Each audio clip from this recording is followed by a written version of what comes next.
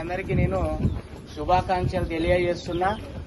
తర్వాత మీరందరూ క్రమశిక్షణతో రోజు ఉపాధ్యాయులు మా దగ్గర ఏ విధంగా అయితే మసులుకుంటారో వీళ్ళ దగ్గర కూడా అదే విధంగా క్రమశిక్షణతో ఉంటూ వారు చెప్పే పాఠాలను శ్రద్ధగా వినాలి. వారికి కూడా పాయింట్స్ ఉంటాయి. ఈరోజు ఎవరు మంచిగా చెప్పిండ్రు, ఎవరు మంచిగా చెప్పలేదని పాయింట్స్ ఉంటాయి.